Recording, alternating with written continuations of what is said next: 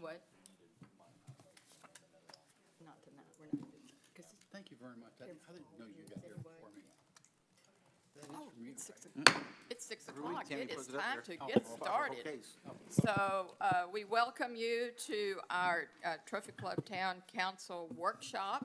It is 6 o'clock. We do have a quorum, and Jeff will be with us, I believe, at 7 o'clock for the regular meeting. And this is a work session again, and it's always a great time to have the opportunity for the council to interact with the, those who are here. And if you're online and you want to call us, give us a call. So we're so excited tonight because I want to tell you this. This is a night of research after 2 years, and Chief Arata is going to give us some wonderful information about our traffic patterns in Trophy Club. And so also, I'm going to encourage, if you are watching and you want this, you can go online and download the packet, which will give you all of the detailed information that you can review and go over. And I encourage you to do it because after tonight, you'll see there's a lot here. Thank you, Chief, and we look forward to your work with us. Thank you, Mayor and Council. I appreciate the opportunity to present tonight on one of your strategic initiatives from last year. This was a big one for the police department and our community. Mayor and Council and the community, thank you. Before I begin, I want to take a moment to thank the Traffic Safety Working Group for their time, effort, and commitment to improving safety here in Trophy Club. The group put together a great mix of people, police officers, town staff, and residents, and it really made a difference in this outcome. I especially want to recognize Royce Labor, Amy Stacy, Morgan Kean, Mike Connect, and Steve Woodard and Max Tyler. Each of them contributed their time, their perspectives, to make sure that this plan reflects our entire community. And some of them are here tonight, so I want to thank them for coming tonight to be supportive. This was truly a team effort, and that collaboration has helped shape a plan that's data-driven, realistic, and particular for our town. The idea for this project started with a growing concern about vehicle speed and safety, particularly in residential areas and near our schools, where we see most of our pedestrians and students on golf carts and scooters.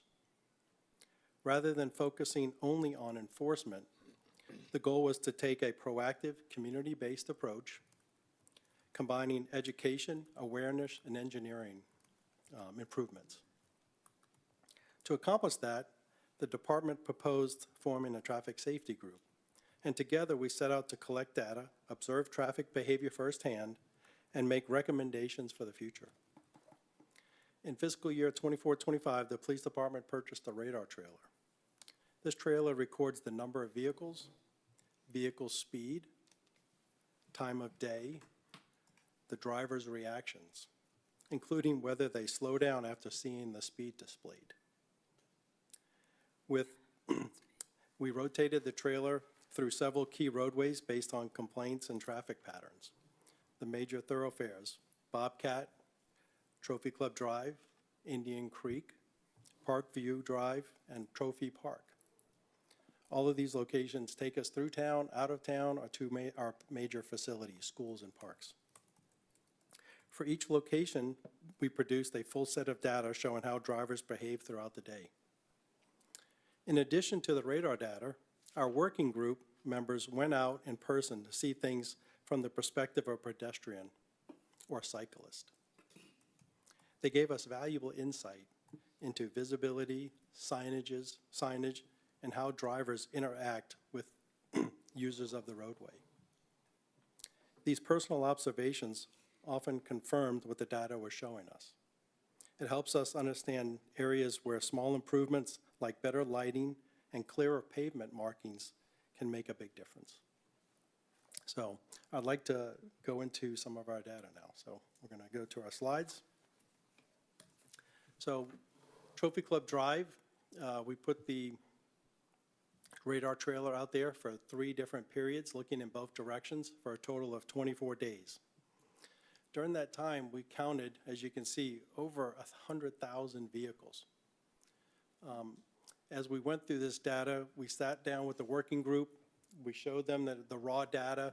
We started putting together reports, and we started to see a trend through all the locations where speed really wasn't that big of as an issue. So you'll see here that we took a number, 36 miles an hour. If you're going in Trophy Club and you're going 36 miles an hour, there's a good chance you're most probably going to meet one of our finest police officers. So, but as you can see, only 0.21% of those vehicles, or 234 vehicles during that time frame, exceeded 36 miles an hour. So that's a pretty good number, right, for our town? But let's talk about Trophy Club Drive in a whole. So during the last 2 years, we had approximately 25 accidents along that whole thoroughfare. And 2 of those, over that 2-year period, included 2 people being hit on a bike. One was along the older part of Trophy Club Drive, where a car was turning onto a residential street, didn't see the kid on the bike enter the roadway and bumped him. And then the same thing over by the Quorum Apartments. A car was coming up to exit the Quorum Apartment, and a kid rode out on the bike and was bumped. So no real injuries, but it happened. So that's thing. And then the majority of the accidents actually occurred at 114 in Trophy Club Drive. Those were the bad ones. Then we had 1 or 2 at Galloway, 1 or 2 at Durango, and then Bobcat. Bobcat's the next big intersection where we have accidents. So any questions so far on Trophy Club Drive? So we do have speeders along Trophy Club Drive. We do have accidents, but it is one of the biggest thoroughfares throughout our town. It covers the whole west side of town. Okay, so also that picks up all of the drive-through traffic. Cut through. Well, ma'am. cut through, I meant, Yep. yeah. Yeah, that's what we call it. Yeah, So, okay. So And I'll take you back for a second. In 2024, the police department made 7,029 stops. Out of those 7,000 stops, 2,260 people received a citation. So that's a lot of interaction for a year. But we're out there making a present, trying to make sure people don't exceed that 36 miles an hour. So if no questions, I'll move on to Bobcat. Now, this one's a little bit different. You can see that it has a lot of traffic on it, 96,000. We were out there for 28 days with the radar trailer in both directions, looking at speed, but you can see here, we're almost up to 1%. Over 851 cars for that number exceeded 36 miles an hour. So this is the exit out of town or the entrance into town. This is our schools, our parks. This is where people are engaging in our residential area. And we did have a pedestrian hit here. It was actually in the afternoon. It was dark at the crosswalk to the entrance of the high school. An individual was driving. The kid punched the light. The flashers came on, stepped into the crosswalk and on the bike, riding the bike, and the bike got hit. So the driver explained that had food in the lap, wasn't paying attention. It was dark. When the lights came on, all they saw was the flashing, not the individual, and bumped them. So, but we did have an injury occur there. So, but there are a lot of accidents there. There are 23 total. 14 of those occurred in the parking lot of the high school, so not really on Bobcat. So, so we take that into consideration. We do have some at Marshall Creek, people turning in and out of those intersections. The majority of those were done at night.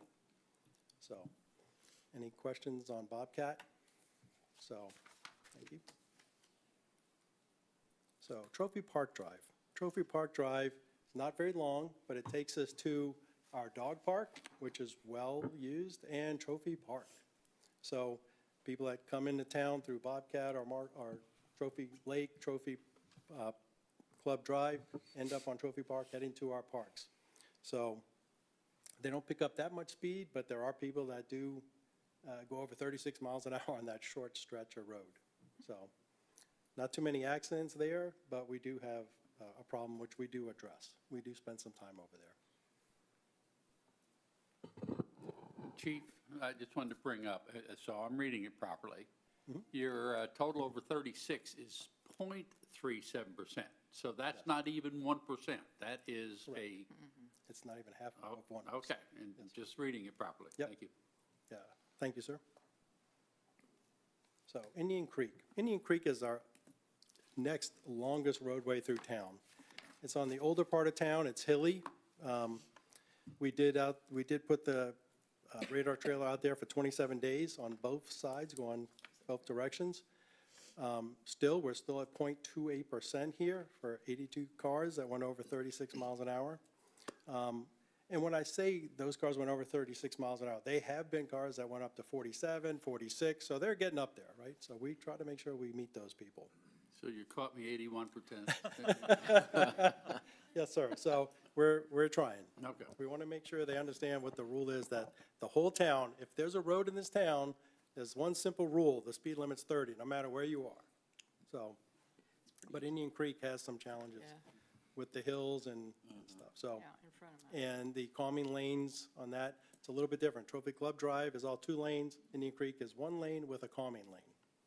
So, and hilly. But the average miles per hour is less. Yes, 28.6. It's pretty good, so. Yeah, the people I get behind leaving home are bringing that average down.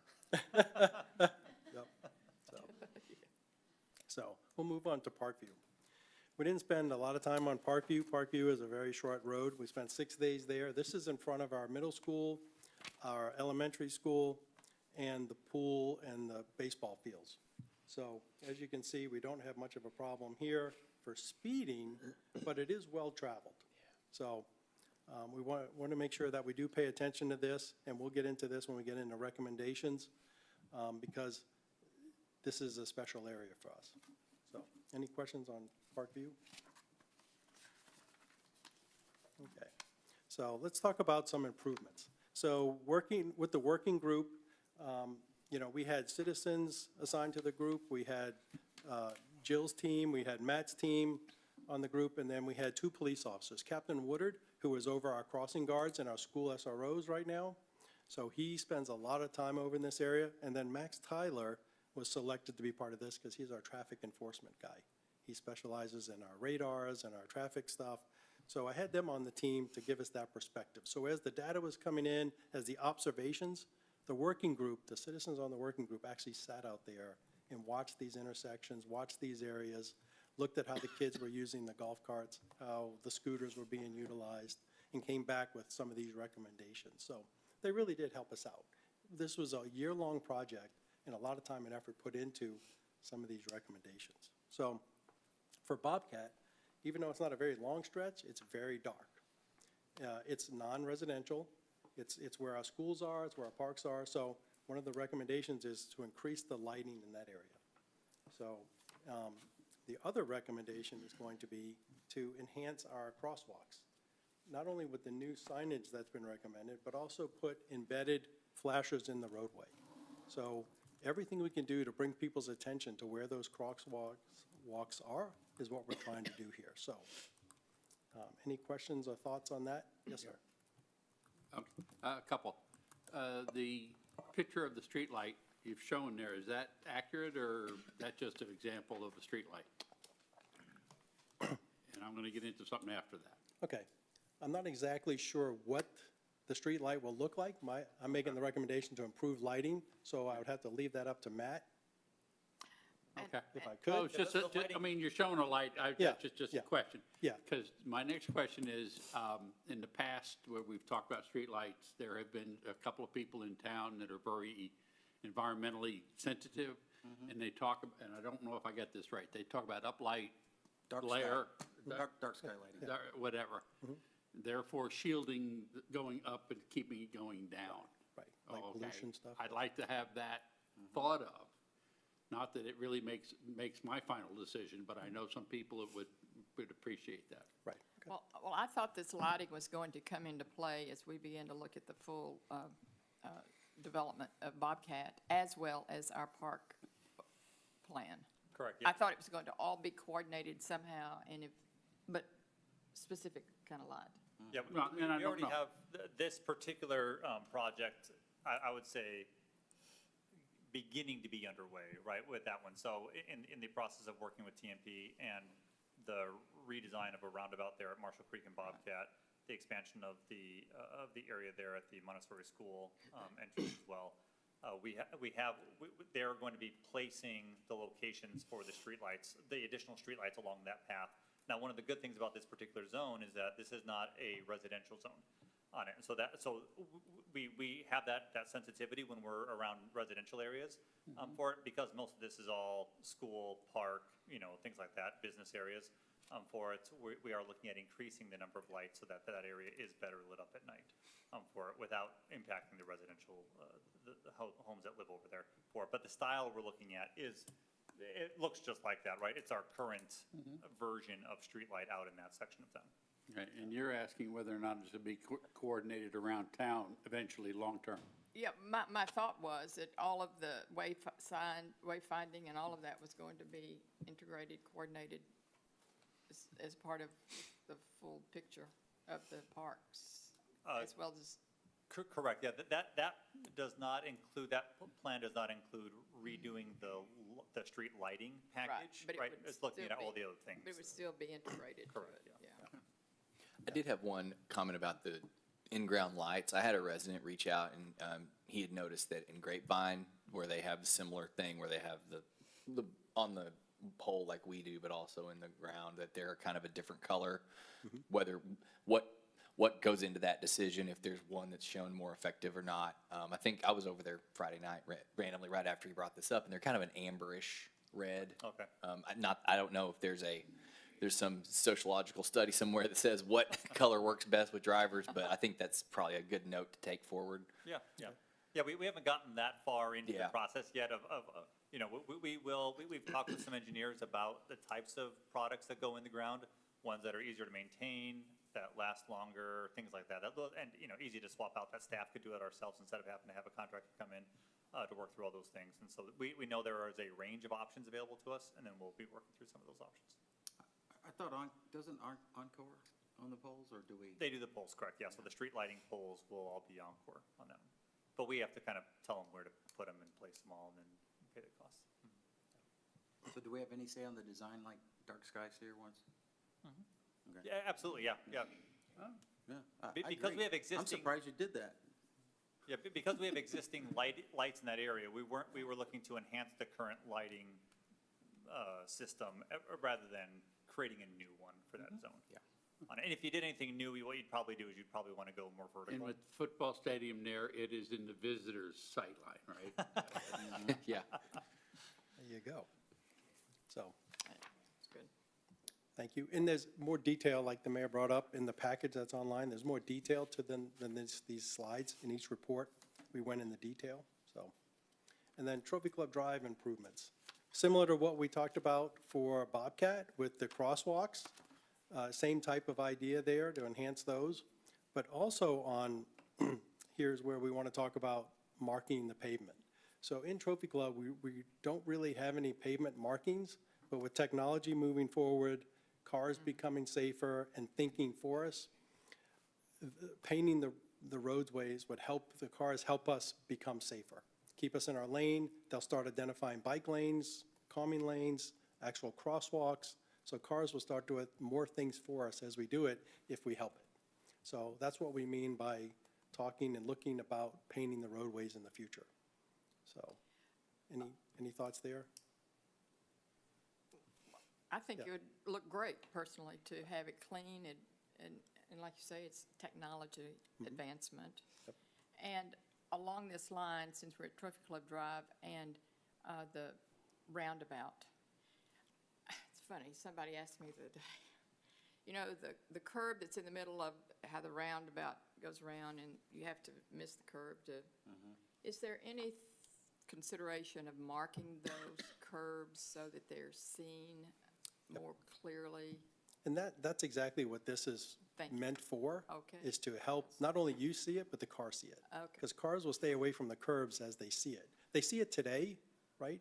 The cars are being designed to see curbs, but if we can make it more visible to the Okay. intelligence side of the house, so, I hate to bring it up, but budget-wise, all right, neat idea, great. I mean, that's right. Sure.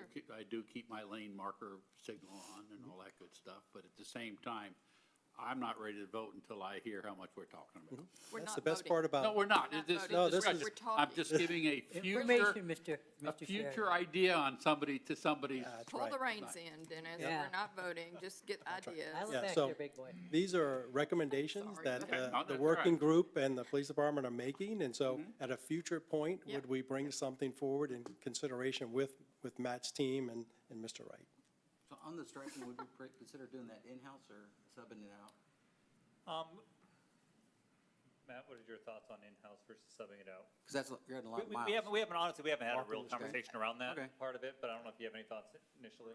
Well, we're looking into getting some kind of a maintenance contract, like an annual, similar to how we're doing with the streets, on doing that with the striping, Okay. just to possibly take a load off.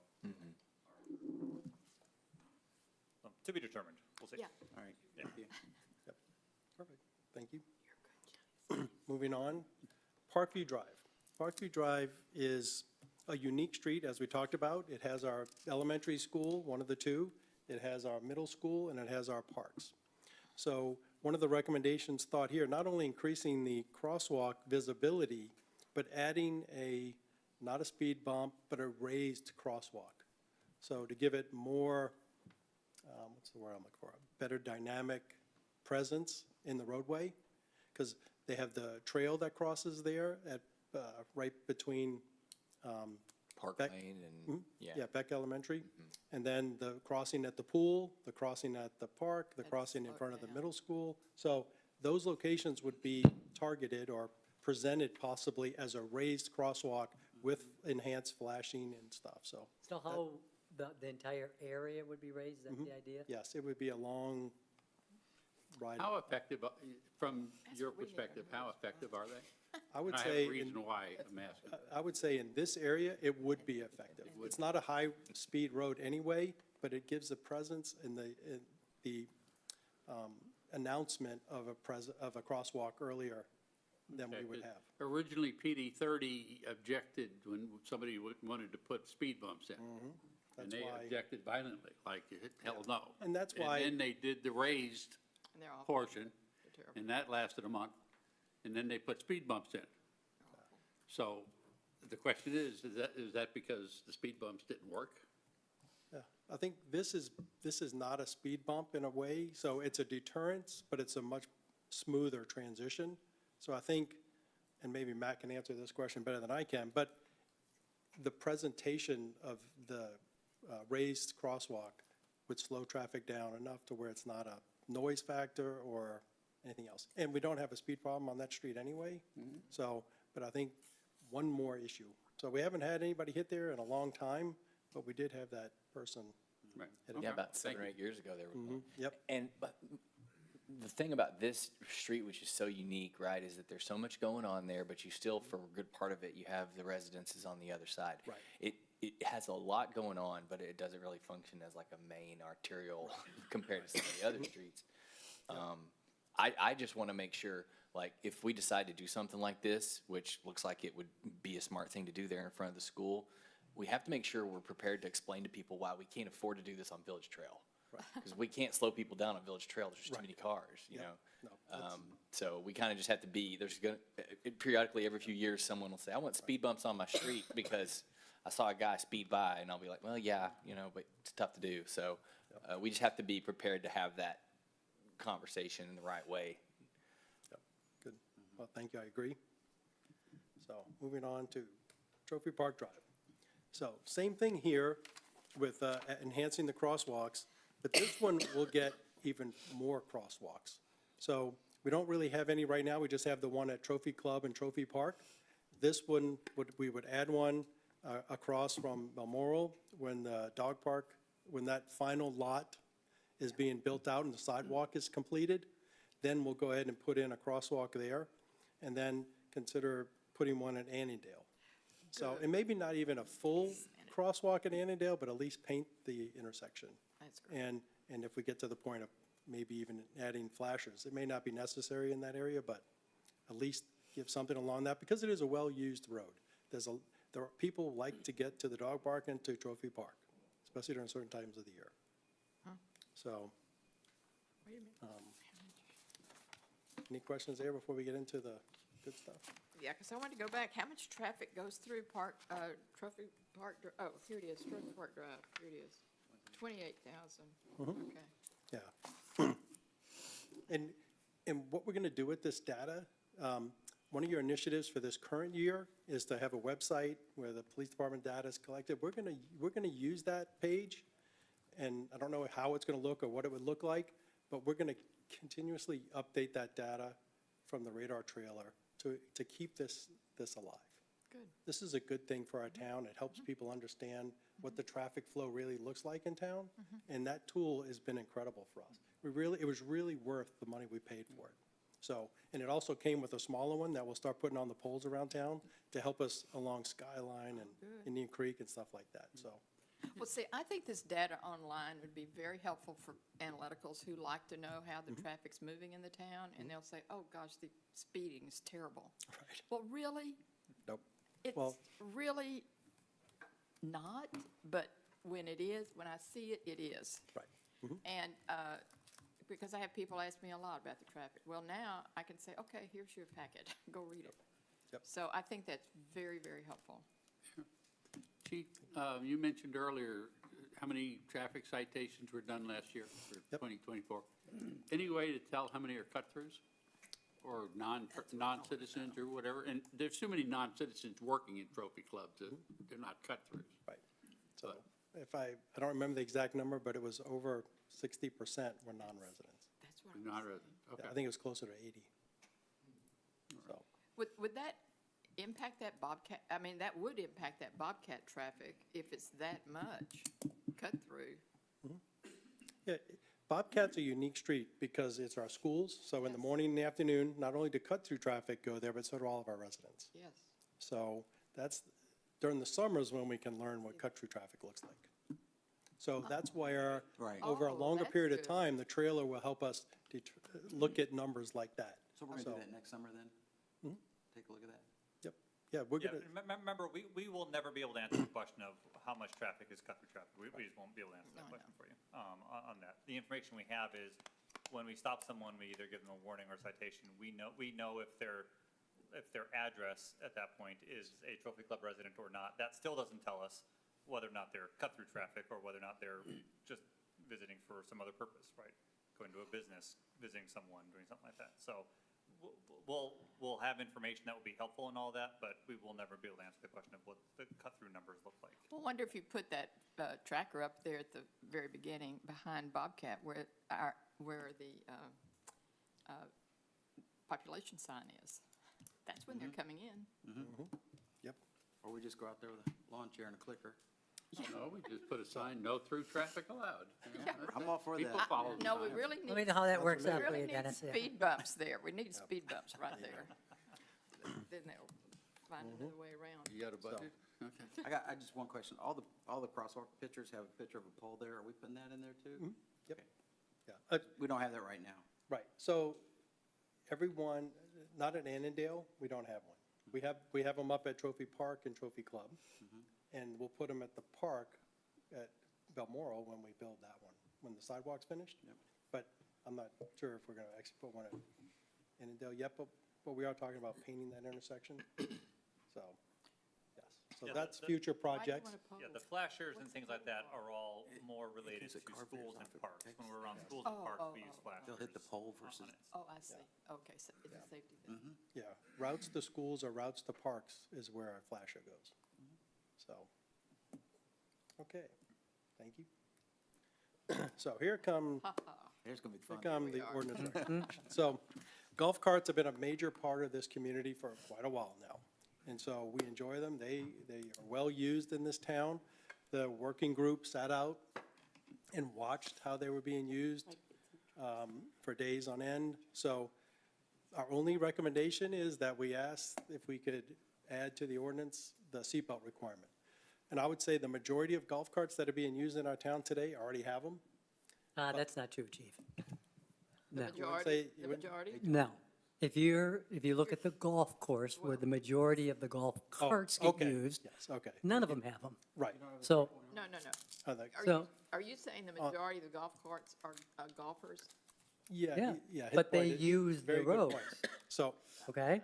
very good So, point, thank you. I mean, maybe the non-golfers, Right. but if you look at the population as a Right. whole, they No, don't. Good point, good point.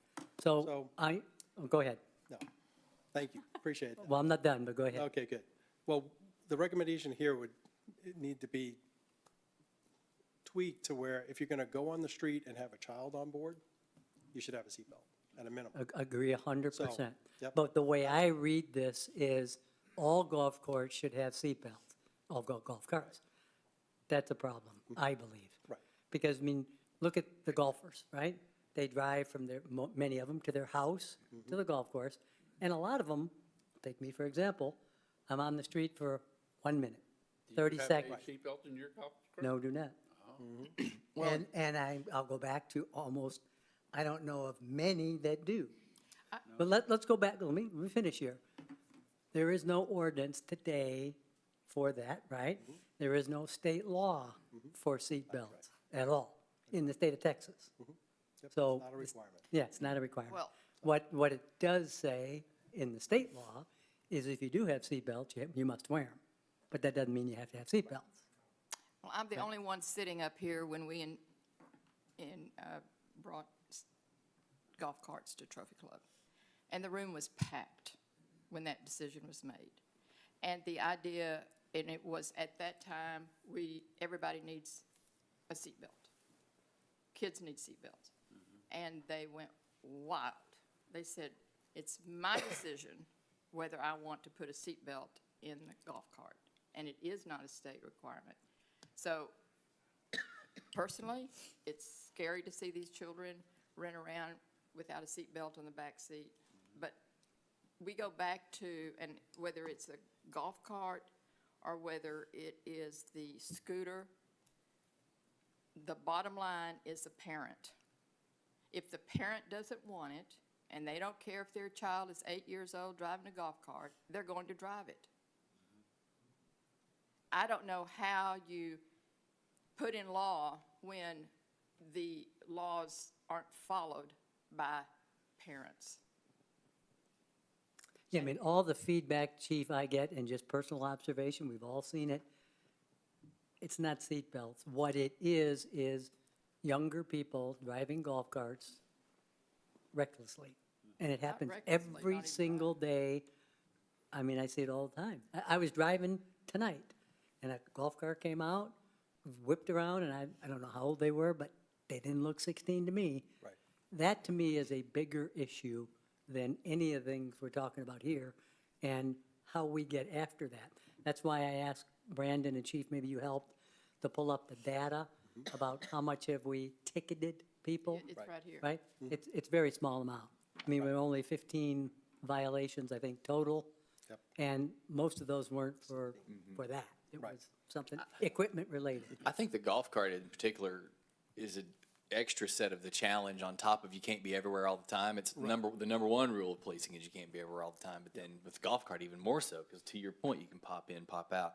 In our we had a cart for about 5 years or so, and we always had a seatbelt on our kids, but we didn't wear one. No. And I would be, I would be okay with the idea of an ordinance that said, hey, if you're not old enough to drive it, then you got to have a seatbelt on. But I don't know, again, it's all about enforcement. But again, like Jeanette made the point, that the public made themselves known 12 years ago or so now. So it kind of becomes a reality of enforcement. But I would say that we'd be probably counterproductive if we tried to enforce it on adult riders for sure. So let me go back to my original statement of the majority of people that were observed with kids on it had seatbelts on the kids. Correct. So Good. just to clarify. No, that's So- fantastic. So, They do. you're right, maybe this isn't the biggest problem out there, but, and to jump ahead a little bit, we are engaging those people on golf carts. They may not be documented in warnings or citations, but the officers are trying to educate these young kids and their parents to inform them that you have to be 16 years old to drive one. So, and I don't know, any additional it's comments? just, There- he's in charge of the guys that stop all these people. So, So certainly, hello, Mayor, Council.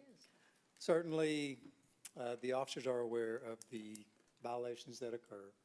The officers spend a great deal of time under my charge to educate what the rules are. Yes, typically, there's a high percentage of young people that weren't aware of all of the rules that they should be following. And yes, they are posted on our website, they're in the state law, but for whatever reason, they may not be following those rules. The officers may not issue a citation every time they make contact with a young person driving, but they will make contact with a parent and try to have a little education session in the driveway, so to speak, to bring them up to speed on what the rules are and the repercussions if they're not following the rule. And that's really what I feel like our mission is to, number one, make people safe. We want people to be safe on any vehicle, especially the golf carts, because the golf carts are not equipped with the safety standards that regular passenger cars are. Golf cart accidents are always severe. They produce enormous injuries that none of us like to see or deal with. The seat belts are one tool that we think would help reduce some of those injuries, especially if it were in compliance with what the state law says concerning child safety restraint systems. So did I answer any of that or help Yeah. clarify No, the you did. position of the police when they make contact? That may not be issuing a citation to a 12-year-old, even though we could, but we're going to go talk to a parent about why is this person in this position right now? What are we doing? I guess as we're sitting up here, it's our job to protect the town. That's our number one job. So if that is true, is it beholden to us to pass a law? And then at least we have the law out there and we have taken responsibility, and then it becomes parent, driver, whatever. But if we don't have the law, then they can do whatever they want to do. Well, we have the law today, right? What is it? On The the seat age belt? limit, no, Seatbelt? not seatbelts, age limit driving. That's what we're talking about, Yeah. part of it, right? Yes. That Okay, exists but today. that one, but then we go to the seatbelt and then on down the road. well, I think the intent of this recommendation was to target kids. So Correct. if we do want to move forward with some type of ability to make sure kids are safer in golf carts, Okay. we can work with our town attorney to make a recommendation to you if you wanted to go down that road. And maybe avoid the terminology of seatbelts altogether and deal with kids in car seats type mentality, which would then require a seatbelt for kids. So That I- this is, that I would these are the support. recommendations No, without a doubt. that the committee observed that they would feel much better if kids were not just in somebody's lap. Right, That's the agree. intent of this recommendation. Does that help? yeah, absolutely. Good, awesome. Thank you, Captain. Yeah, and so the numbers of citations and warnings for golf carts don't really reflect the work that we're doing to educate our community, because these are our people, these are our community that we're talking to. So, okay. How often do you see kids in these car seats in these golf carts? In car seats, very few. Very, I We can't see imagine. kids in seatbelts a lot. Yeah, I do. I see kids in that, but I You don't. guys want to make any comments on your observations? As far as seeing kids in seatbelts, No, in the seat, in the car Car seats. seats. haven't seen that many. No. There's just not a lot of car seat sized No. kids on a golf cart for that reason. Yeah. You So know. last night I saw two 16-year-olds driving a golf cart with a car seat on the back and a seat belted in, but the kid was in the lap, and it was the baby, it was a doll. It was, The doll. the junior has was to the do thing, the, yeah. the school thing, so they were funny, they were laughing about it, but yes. So are you proposing to come back to us with some? Oh, yeah, these are all recommendations recommendations that we will Right, work ordinances. together for laws? Okay. to get, if Mr. Wright and I sit down and talk about it and furthering this in a more refined way, yeah, we could talk to you about it. I But would it say would- when it comes to figuring out the child safety seat situation, There are, one of the most frequent times I see kids on the back of a golf cart, belted in, totally normal, totally safe. I would have done it with my kids if I didn't have so far to drive, taking them to school or taking them to pre-K. But under state law, they would be in a car seat in a car. And that's going to take away a big use case. There will be pushback. So we'll want to be careful. I mean, a kid, like a 2-year-old doesn't need to be on somebody's lap, in my opinion. But that's my opinion. But I also wouldn't want to say that someone's kindergartner, if they want to run them up to the school, needs to be in a car seat on the golf cart, you know? I mean, you know, some of us that grew up where I did were driving the golf cart in first or second grade You were on the one of golf those course. violators. On the golf course. Oh, nice try. So it's like, you know, you're just, it's one of those things where they'll, you know, we want to ride the line between, you know, what we would prefer to see versus what we know they'll be, you know, different. And we completely understand the use and what the intent was, Yeah. so we're trying not to restrict the use of the golf carts. But we want to make sure that we don't ever have a problem. We've been very lucky here. So the two real issues are seat belts and underage driving. I would say underage driving is a big one. The underage driving is serious, really. Big time problem. It's big time, So, thank you. but again, it's fair.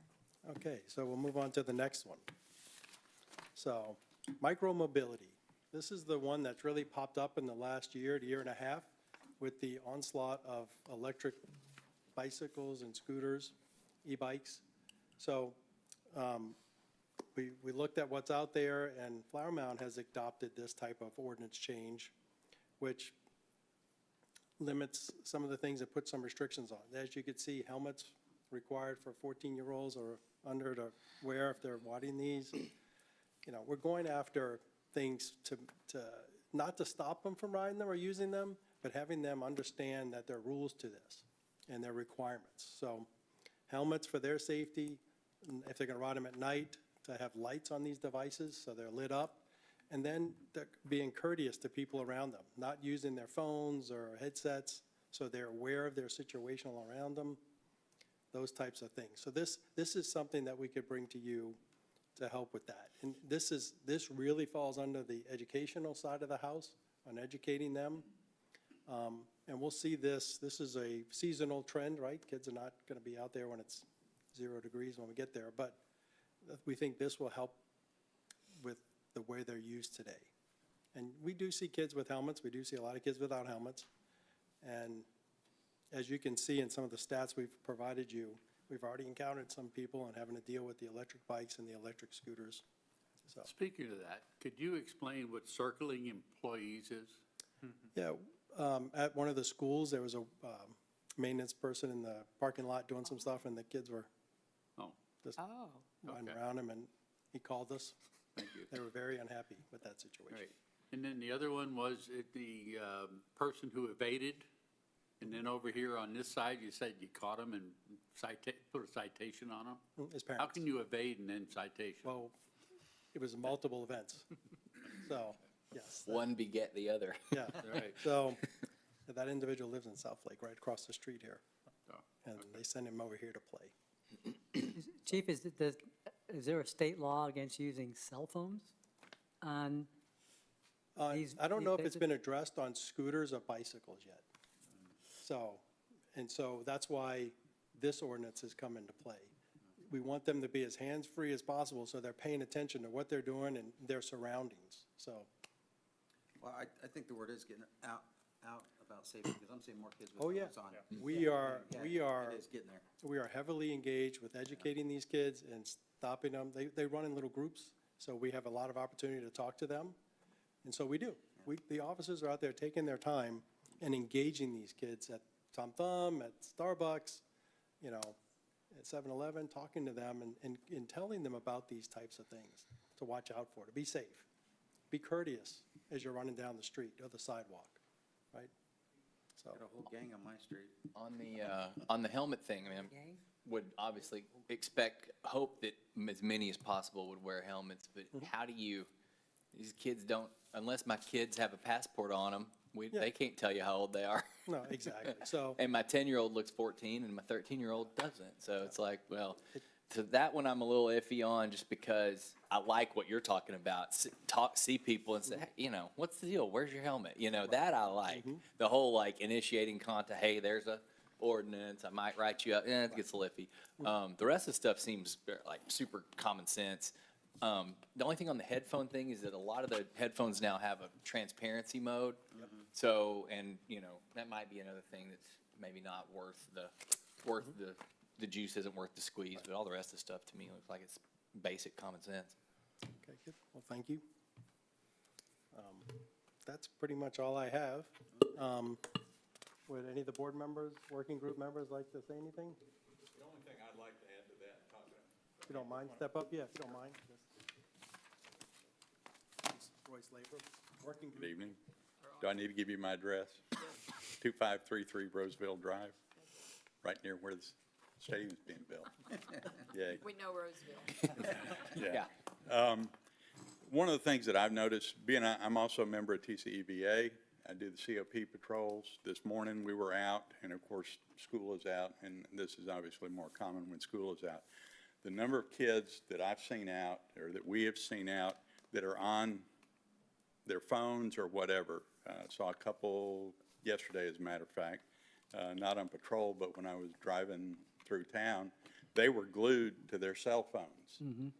And they were talking to each other, I mean, trailing each other.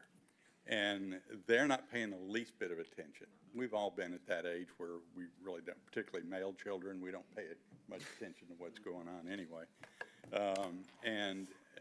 With the headphones on and/or just glued to the cell phones. The other thing we've noticed is having the cell phones mounted to the handlebars like you would on a bicycle or a motorcycle. And so they're riding along, just staring at that screen, watching a movie or something, I don't know. But this seems to be more prevalent, not just recently, but I'd say over the past summer, is seeing the kids that are out there doing this. And one other thing that on the motorized bikes, one of the things that I observed when I was working the school patrol last spring is there was an adult on a fairly large motorized bike right on the sidewalk. He's probably doing 15 to 20 miles an hour on the sidewalk with a batch of kids, little herd of them, following him. Now, all it takes is, and they were close together, all it takes is one to twitch one way, and you got a heck of a mess there. Hey, Dean, I'll ask you the question again. Sure. Is there a state law against the use of cell phones on these types of vehicles? No, there's not, and I'm actually looking at Transportation Code Chapter 551, dealing with golf carts and other electrical, personal assistive mobility devices and other bikes, and there's certain classes of electric bikes. And so the state has been trying to address some of these issues, but no, there's not a prohibition for this kind of electric mobility device, I guess you'd call it. I have a question for Dean. Sure. Why wouldn't it be applicable to the Motor Vehicle Act apply here at that point? Yeah, that's a great question. It's just not defined to be applicable in the act.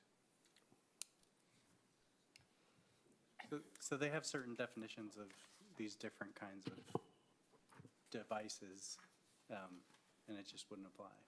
Now, Even though it's being operated on a public roadway? the bike or which? Well, if which- they're on the street, they're in the public roadway. So why wouldn't they follow the same rules?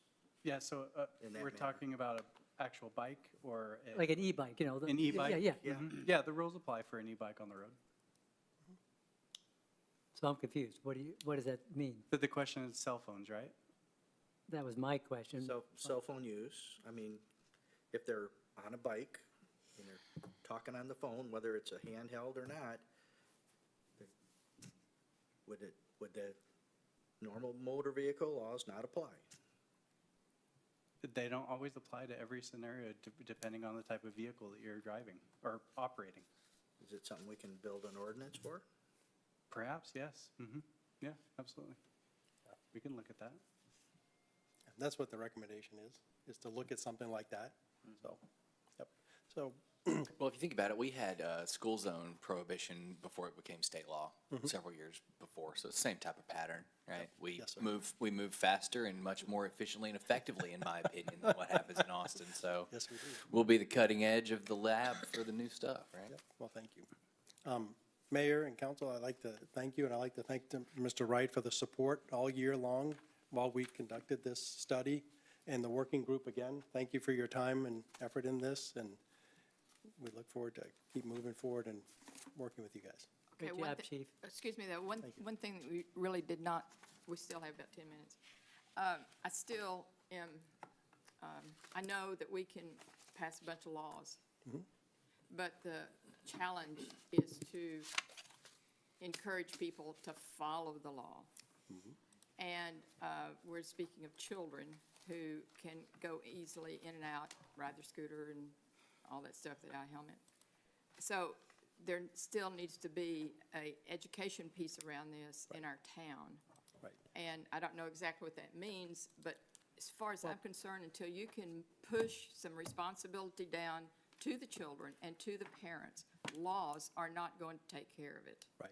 So I It's just appreciate not you gonna for, do it. I'm sorry, I appreciate you Thank saying that I didn't do a slide for that. Yes. But that's the next big element of this study is the educational part. When we're working with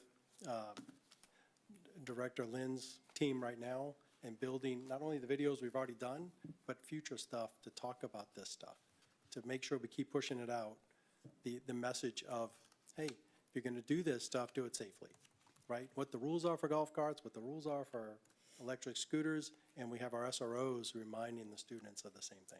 And, you know, in some ways, in Trophy Club, we've got a great opportunity because all of our kids go to these Trophy Club schools, elementaries. They're here, they're driving their bikes here on our streets. So we need to really, really work at getting that education out. They have got to take some responsibility, even at a young age. What? It's a good thing is we have a young community. Yeah, we do, and we have a lot of parents who are interested. Parents don't, it's not that they don't care, Oh, yeah, no. by any means. Okay, thank you. Well, thank you, council. Thank you, Chief. Good job, Chief. Thanks, Chief. Very good, Mayor. So from that, what we'll do is we will continue to kind of think through some changes, perhaps ordinance-wise, particularly kind of looking at the, maybe some seatbelt requirements, particularly for child seats, when having a particularly real small child, right, in a golf cart, as well as some of the things for e-bikes, e-scooters related to kind of the handheld devices and things like that. And helmets, was that something you want to look at as well? Yes, Just wanted to make sure, okay. yes. All right, very good. So we'll take a look at some of those options for you, and we'll schedule a future work session for us to get together and talk about some of those options. Okay, and what about the education piece? Will that be a part, he's going to follow up on that? We can talk more about some of Yeah, the okay. education things that Okay. are ongoing Okay, with that. good, Mhm. okay. Yeah, that will be an ongoing Yes. item for us. That one won't be anything, Okay, not an ordinance, yeah, okay, good. Hey, Mayor, before you bang the gavel, here's a fun fact of the day, since we're talking about golf carts. Everybody know the Villages, right? Oh, yeah. Down in Florida? 130,000 people live in the Villages. How many golf carts do you think are there? 75,000. 80,000 A lot of golf carts. I was close. That's pretty 75,000. close. Half, 130,000 people. There you go. yeah. It's 6:53, we'll adjourn and adjourn at 7 o'clock.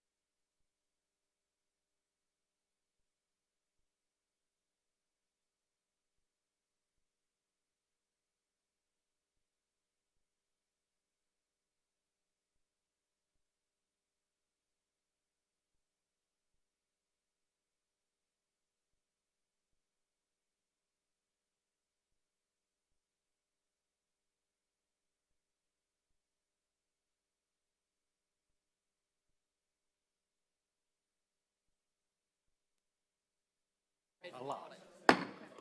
It is 7:01, and I'm calling our town council meeting, Trophy Club, to order, please. And we have a quorum. Jeff, glad to have you. And also want to welcome all those online. We appreciate you being faithful to know what's going on in your town of Trophy Club, and it's an opportunity for you to stay in touch and also get to know people who come to the council and speak, and as we continue to make decisions that are good for Trophy Club. Okay, we would like to stand, please, and Pastor Joel Cayley, will you please? All right, let's pray. God, you're a good God, and we have so much to be grateful for. I pray we treat one another with kindness. Pray we would just pray for and help out those that protect us and care for us, our first responders. And thank you for those that lead, and just give them wisdom. And Father, we're just super grateful, and we don't need to wait till Thanksgiving to be grateful. I just pray that we'd understand what a great place we live in, how blessed we are, and really how many gifts that you've given us. And I just thank you for tonight, and I pray the meeting goes great. Through Jesus, I ask it. Amen. Amen. I pledge allegiance To the flag of the United States of America and to the republic for which it stands, one nation, under God, indivisible, with liberty and justice for all. On the Texas flag, I pledge allegiance to thee, Texas, one state, under God, one and indivisible. Thank you.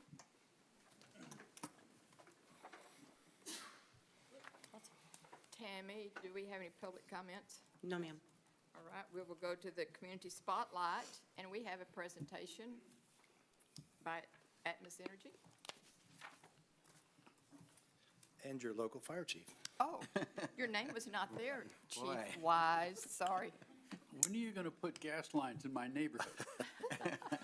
So good evening, Madam Mayor and Council. I want to thank you for allowing us to present tonight in the Community Spotlight. First, I'd like to start by introducing Mrs. Lee Ferguson. She's a Manager of Public Affairs with Atmos Energy Corporation. I'd like to thank Ms. Ferguson and Atmos Energy for approving our recent grant application. We really appreciate their continued support of our department and this community.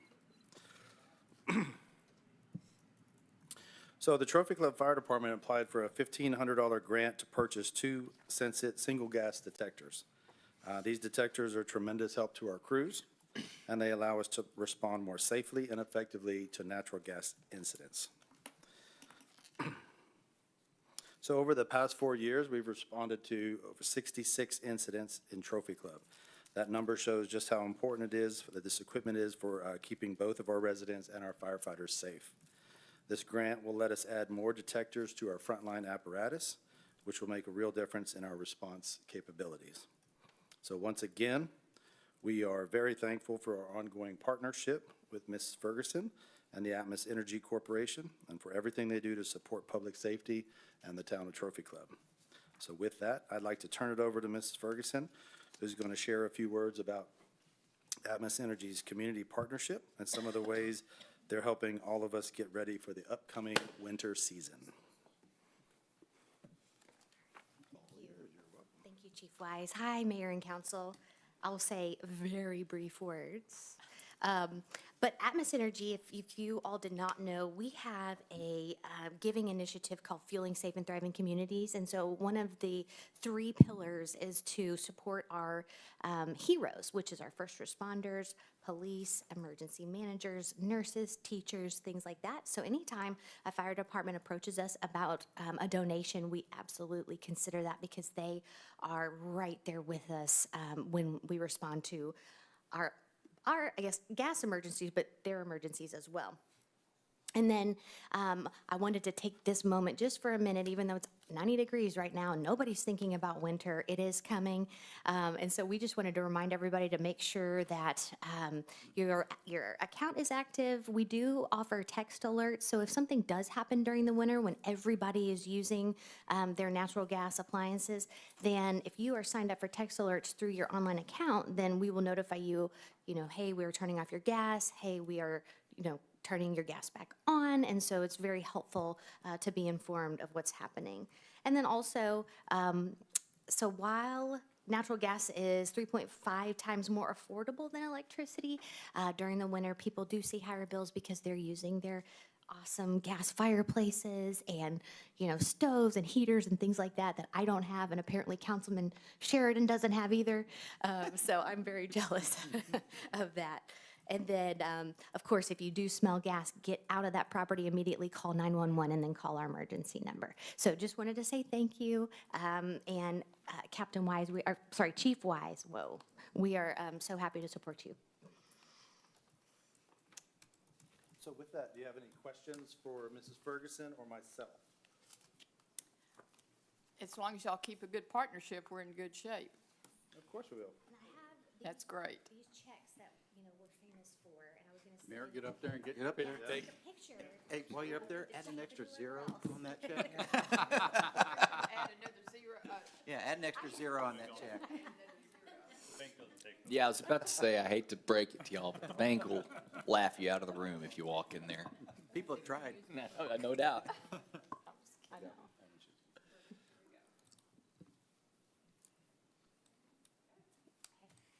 Thank you. Thank you, Mayor. Good to see you. Thank you. Chief. Yes, ma'am, of course, of course.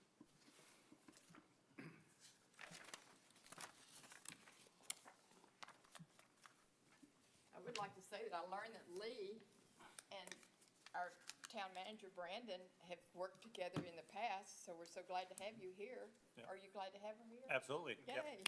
Lee's a great partner, so. Yeah, that's great. She worked with him in DeSoto. So, good. Okay, let's go on to working for you, Trophy Club. Any council people want to say anything? Anything?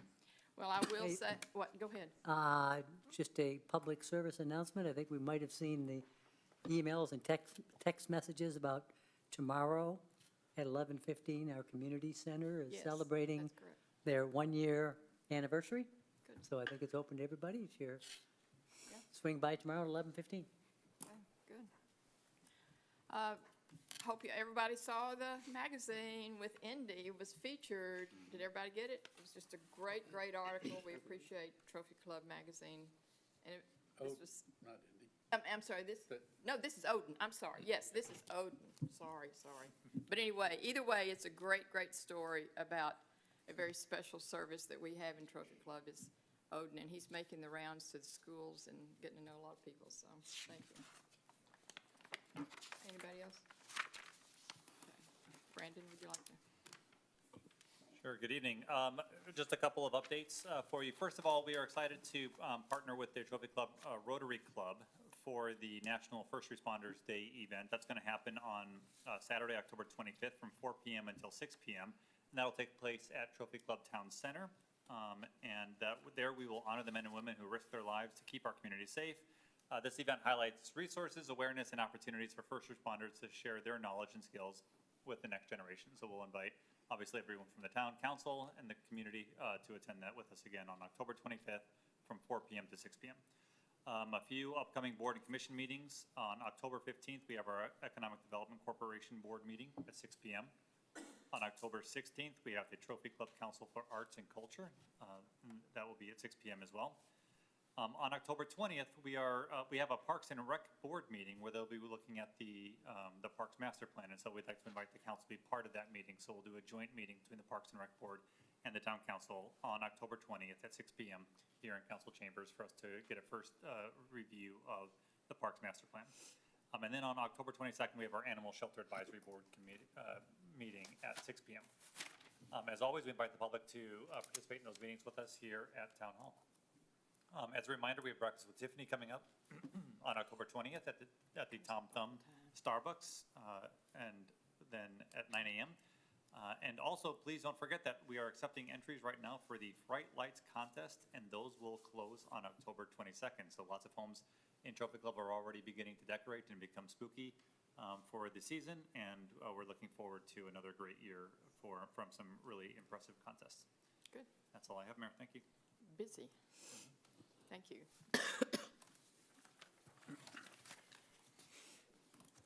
So on your agenda, you have an item considering accepting town's state-approved emergency management plan and emergency support functions, and so it got me curious, what do you have in your town charter that might authorize you to pass ordinances in case of emergency? And there is a section, it's 3.7 of the town charter, and it says, "The council may adopt emergency ordinances only to meet public emergencies affecting the life, health, property, or public peace in accordance with state law." The provision above that explains that ordinances must be approved in open meeting, and that's the difference with this one, is that it doesn't require it to be passed in open meeting. So if there was a particular emergency that required some sort of closed discussion and passage of an ordinance that would be later published but effective immediately, then the charter allows you to do it, and that's section 3.17, emergency ordinances. Thank you. Thank you. Consent agenda. Consent agenda. This part of the agenda consists of non-controversial or housekeeping items required by law. Items may be removed from consent by any council member by making such request prior to motion and vote. Okay, I'd like to request to pull item 12 from the consent agenda. All those in favor? Or you- I don't have to have favor, okay. Yeah. I'm going to pull it now. I'm going to ask for a consent agenda approval of items 4 through 11. All those in favor? No. Need a motion? I'll move, You want it seconded? I'll move to approve items 4 through 11. Thank you. Done. All those in favor, raise your hand. All those. So I had the motion, Jeff had the second. Thank you, thank you, thank you. Okay.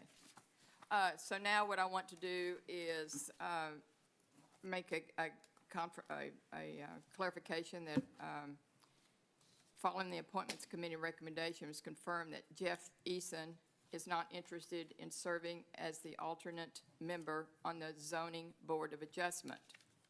With that clarification, I move to approve the board's and commission's appointment as presented with the removal of Jeff Eason's name from the Zoning Board of Adjustment alternate position. Do I have a motion? Second. Oh, did Okay. you make that motion? She moved. That'll Okay, be the yeah, motion. Okay. Second. Steve seconds that. All those in favor? Raise your hand. All those opposed? Motion passed. Item 13, consider a resolution adopting the facility naming and special recognition plaque policy. All right, good evening, Mayor and Council. A few weeks ago, we conducted a workshop where we reviewed a potential facility naming policy from that. So what's before you for consideration this evening is the result of the input received from the council that evening to bring back a facility naming policy, and I also added to it a special recognition plaque policy to kind of come in line with some of the discussion we had there. And so I'll provide a little bit more context regarding some of the changes that were done, and then ultimately I'll take your questions before you might want to consider it. First of all, some of the changes that we made to the policy that you have in your packet this evening was that we adjusted the submission period for the naming policy to be in October. So every October will be the time frame that people have to bring forward recommendations for naming something here in Trophy Club. We also added and clarified that the town retains discretion over the design of all the new signs and plaques to make sure that those aren't to be designed by outside, agencies or groups or individuals, but by the town. We expanded the eligibility to honor an exceptional individual to include those with a record of military or first responder service, as well as adding in the requirement for adding in the criteria of being a long-term resident of Trophy Club. We did not define what long-term resident meant, other than to leave that at the discretion of ultimately the committee and the council during those considerations. We also added in defining that a significant gift, so if we were naming a facility after someone for giving a significant gift, that it meant that they would have to provide at least 60% of the capital costs of that gift, or 60% of the ongoing maintenance and repair costs of that item. We did prohibit street renaming in the policy, so but it does remain open as an option for individuals to request an honorary street name. Difference between those two, an honorary street name does not rename the street, it just is an additional sign that goes on that street sign, versus a renaming of the street actually changes all of your addresses if you live on that street, and can become a bit of a pain for that, which what the council wants to avoid. We did prohibit honorary street names on Indian Creek, Trophy Club Drive, and Bobcat Boulevard in the policy as well. We also increased the number of verifiable signatures that were required to receive a renaming request. Okay, so that would be 250 signatures for major facilities, and major facilities are defined as those that are kind of like primary things like a park, a building, something like that. And then 125 signatures for minor facilities. Minor facilities are those things that are housed usually inside of a major facility. So a conference room or a baseball field or a soccer field getting a name instead of the major facility. We also established the process for creating special recognition plaques to acknowledge the contributions of residents without renaming facilities. So while the rest of the policy talks about renaming facilities, this particular policy is about really honoring those who have made significant contributions to an area without necessarily providing that name. And that's done two ways. One way by the council bringing that item forward, and then if a council member has that idea, you would form a subcommittee. They would review that idea. They would identify which names of individuals or organizations go on that particular plaque, where it's to be placed, and then ultimately make a recommendation to the town council on that. It could also come forward from the public bringing forward a request. And if they did that, then ultimately there would be a request. It would get reviewed. It would be determined how much all that costs, because the cost for that particular improvement would be on the side of the people requesting that honorary plaque. Okay. Let's see if there's anything else here. I think those are the major changes on the facility naming policy, but ultimately what this does is it really establishes a clear and transparent process that we can work with residents and organizations who are interested in bringing forward recommendations for how it is we name something here in the town, whether that be a park, a trail, a building, or things like that. And it makes sure that we involve the public in that process. So there's a large amount of time and resources that will be spent ensuring that there is wide community support for that renaming before ultimately that decision would come before the town council and a decision be made. And I'll be happy to answer any questions if you have any on that. Anybody have any questions?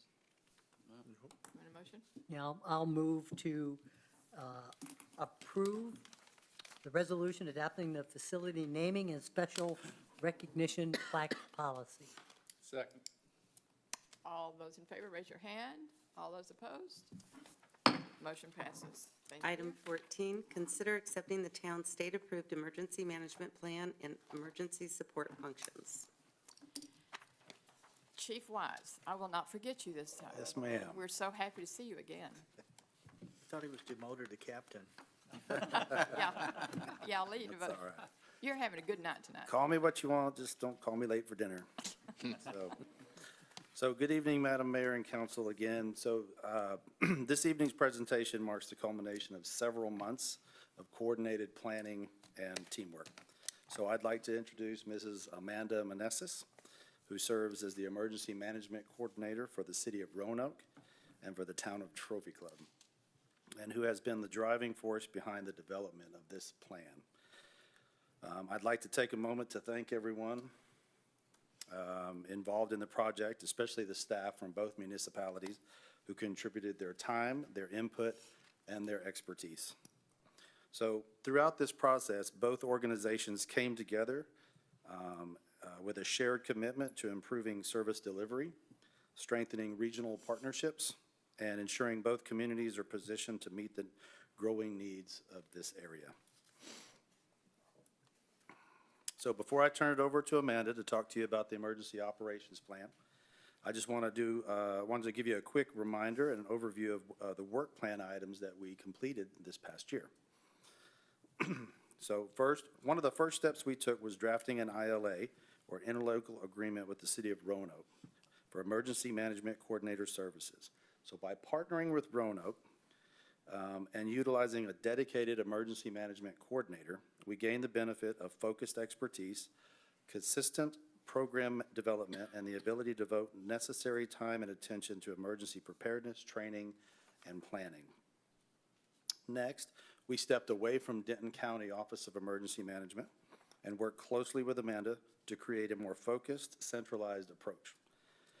We put together a basic plan with clearly defined emergency support functions, and I'm happy to say it has been reviewed and approved by the Texas Division of Emergency Management. So earlier this year, Amanda and I also met with key stakeholders to discuss the capabilities, update contact information, and define communication roles and responsibilities. And just this, at the end of Q4 here, we completed a final review, once again, of the emergency operations plan and emergency support functions before bringing it to you tonight. So the first two bullets you see on this slide here, I'm happy to report that the first two work plan items seen here are complete. Develop and draft outline structure of content for a crisis communication handbook, and to review and finalize that crisis communication handbook and emergency communication strategy. So Director Lind did a tremendous job leading the development and the finalization of that, and giving us a solid foundation for emergency communications. And lastly, efforts are underway to identify any of the training gaps and coordinate opportunities to ensure that all personnel meet NIMS compliance requirements and are well prepared for an effective emergency response. So with that, I'm going to turn it over to Amanda, and she's going to speak about the emergency operations plan. I feel like that's really tall, and I'm really short. Good evening, Madam Mayor and Council. That was a really long introduction from Chief Wise, but I'm really happy to meet you guys this evening and kind of talk about this basic plan and what that means for the community. So why an emergency management plan? So a lot of it is a lot of legal. Texas requires it to Section 418-106, which is what guides emergency management in the state of Texas, requires each local government to prepare and keep current an emergency operations plan, and that must be consistent and in line with the Texas Department of Emergency Management plans. So that kind of really outlines what our plan looks like, what sections we have, and how we roll that out. If you look at the Denton County plan and the plan that you were on previously, you'll see that there were annexes to the basic plan. The state has now switched over to emergency support functions, so Roanoke and Trophy Club are one of the first cities to implement those emergency support functions and move away from the annexes like you have seen in the past. Another thing that requires the town of Trophy Club to have an emergency management plan is the Texas Administrative Code, Title 37, Part 1, Rule 7.2. It establishes that cities and counties must prepare, maintain, and submit plans for state approval, and those plans must fall in line with the standards of planning for TDM. And once plans are submitted, they are either approved by the state or given back for recommended changes in order to comply with their standards. I know that you guys were shared the ESFs prior to this council meeting. You will notice that ESF 9 and ESF 14 are not there. That is because Texas is still rolling those out. So as they continue to roll out their ESFs, we will update our ESFs to be in compliance with the state ESFs. So as Chief Wise talked about a little bit, prior to this ILA with Roanoke, you guys were under the Denton County Emergency Operations Plan, which was great. But what does that do for Trophy Club, coming off of that plan and having your own plan? The best part of that is having a custom plan really tailors the town's unique capabilities, what resources you guys have here, and what operational practices that you already do. When you follow under the Denton County plan, you will notice it goes into the sheriff's office will this, then the ESDs will do that. But being in Trophy Club, you guys don't have those things, so this plan really tailors it down to what your public safety entities do and how they are going to operate, as well as other departments and divisions within your city. So what did it look like creating this plan? The first thing we did is we really sat down and looked at how you guys already are prepared for, how you respond to, and how you have recovered from past incidents and large-scale emergencies. Then we went and looked at what hazard and risks you guys are subject to, and in doing that, we look at the Tarrant County Hazard Action Mitigation Plan and the Denton County Hazard Action Mitigation Plan, and look at what risks actually impact your community, and then what impacts they might have to the services that you already provide. Also, we looked at coordinated partners, so we collaborated with all your internal departments, your external departments, and stakeholders If you look through the ESFs, it defines roles and assigns responsibilities and really gives an outline for critical operation details. That's why we don't usually publish those for the public, because that's really the soup and nuts of how we're going to operate under an emergency. And then the hard part that we try to do is we ensure practical usability, but we do have to follow under state guidelines, so we have to keep it somewhat under their format. In that, we develop language that's plain and clear, action items, so that anybody who picks up that plan will be able to make sure that they can comply and move throughout the plan. Like we talked about earlier, there is legal compliance under 418 and a couple other things. But what that plan does is it makes us eligible for state and federal assistance, which when something happens, that's what we really want. That's what we're going towards. So it allows us to do FEMA reimbursements, Homeland Security grants, any type of disaster recovery that we might need. Having that basic plan is the first step of that. If we do not have one, they do not have to allow us to play their games and get federal or state money. It also allows for standard coordination. We talk about mutual aid with TrophyClub being a smaller city, same as Roanoke, so we really use mutual aid a lot in order to respond to these type of emergencies. So when we have our plan that is in compliance with the state, the National Incident Management System, and ICS, then that allows us all to have the same plain book going under the standard terminology and such when we go to respond. And then this plan also clarifies responsibilities across city departments as well as state and regional partners.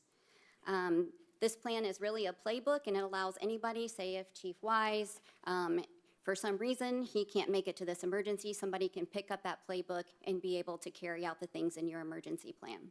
It also gives us continuity. It gives who's overall in charge of each emergency support function, and if they are not available, who in succession would go and take over that emergency function. So just to kind of wrap things up, the purpose of your emergency operations plan is it really increases your community resilience by outlining how the jurisdiction will prepare, respond, recover, and mitigate against hazards. So with that, I will open it up for questions, and then anything that Chief Wise, I guess you're going to continue on, sorry, for the road ahead. One more slide. It's all right, one more slide here.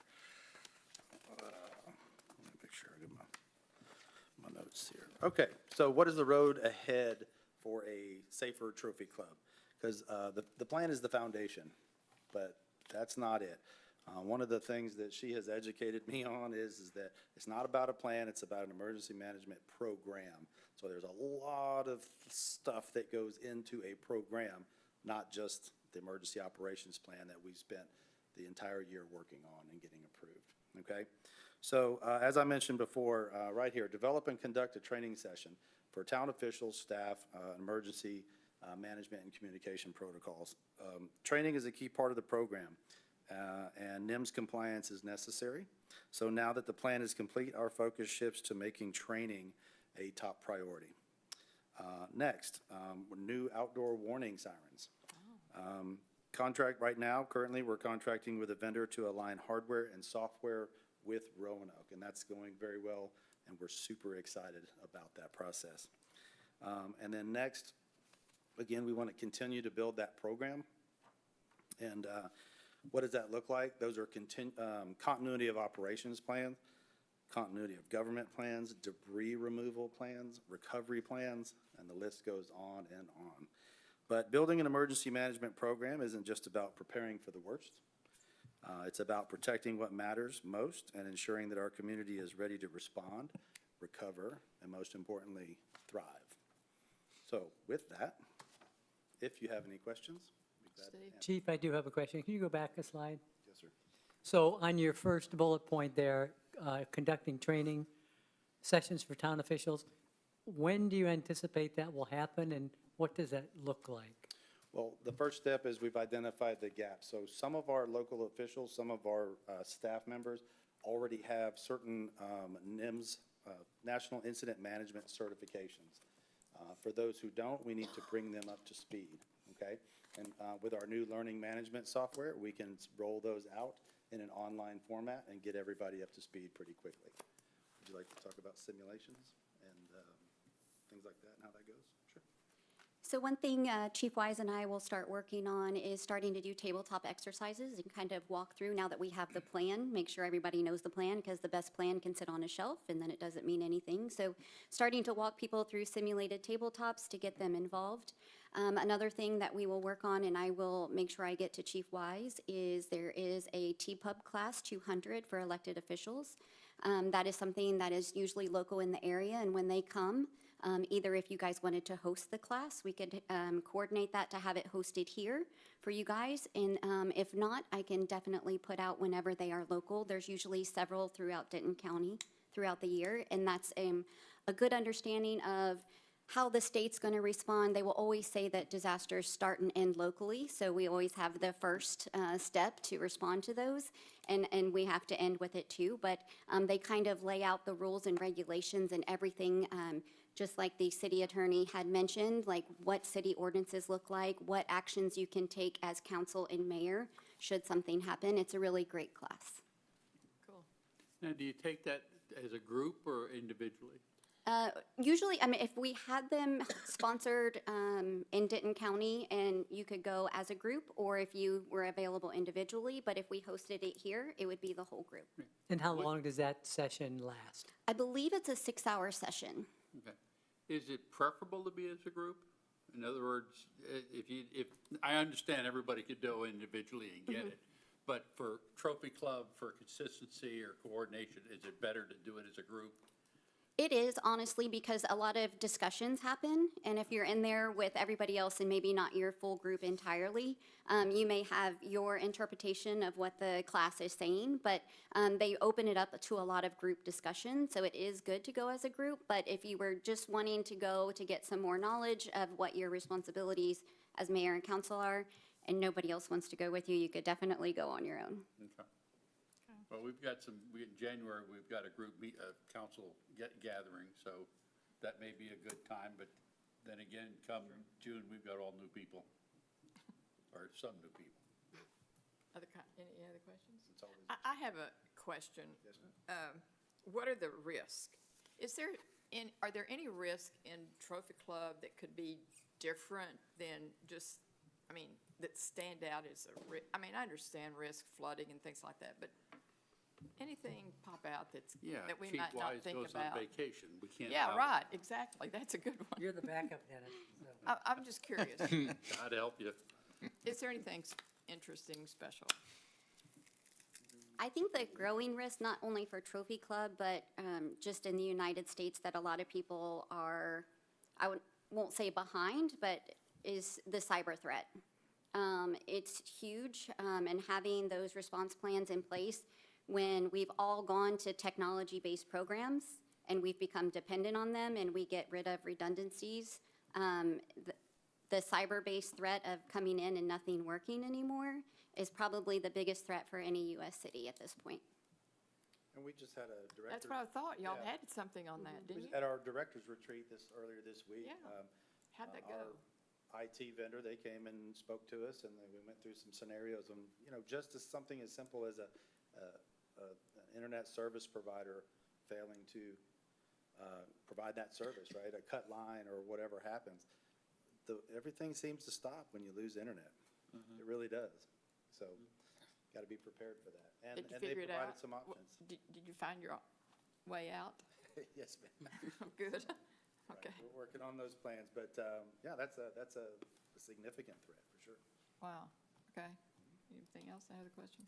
One thing I would like to say is, the other day, a week ago, Brandon and I were at a meeting at the Commissioner Diane Edmondson's Commissioner's Court, and Holly was there, who is a council person in Roanoke, and we got to announce together that we were working on this plan, so she too knows about it. Everybody, the two cities, the two towns know about this as being very special, and really steps up, presents a model for others as well. So thank you very much, Chief. My pleasure. And thank Amanda. And Amanda, The town, yes, the thank city of you. Roanoke, Yeah. everybody over there as well. They've been very gracious, and Yeah. we look forward to it. Yeah, it's great. Good, Okay. thank you. Any other questions? I was going to say, there is one other physical thing that we need to address here in Trophy Club, and that is we're right on a flight path going into the airport. You drop a plane in Trophy There you Club go. and it's gonna be major. Okay. Are you ready? Thank you very much. Thank you for your time. Amanda. Yes, Thank ma'am. you. Come Appreciate back it. to see us, Amanda. Thank you. Thank you, Chief. Okay, I think that's the last agenda item. Need a motion to accept? We need a motion. Okay. who I'll would make like- a motion to accept the emergency plan. And we need a second? I'll second. Right, Rollins seconds. All those in favor, raise your hand. All those opposed? Before we go, what I'd like to call our council's attention to is that tonight, we were able to witness the reporting of two major strategic objectives in this town that's being worked for the last 2 years. First, we had the chief of police, Chief Arata, present his whole 2-week plan, and now he's ready to go. And now we've also had Chief Wise and your emergency planning. I think this says a lot about Trophy Club. 2 years ago, we had nothing, and today, it feels pretty good and safe. And thank you both, the chiefs, for your work. And we look forward to the next step. And by the way, both of them are training, so, programming. So thank you so much for the work you've done for the town of Trophy Club. We greatly appreciate it. Okay, it is 7:38. We adjourn.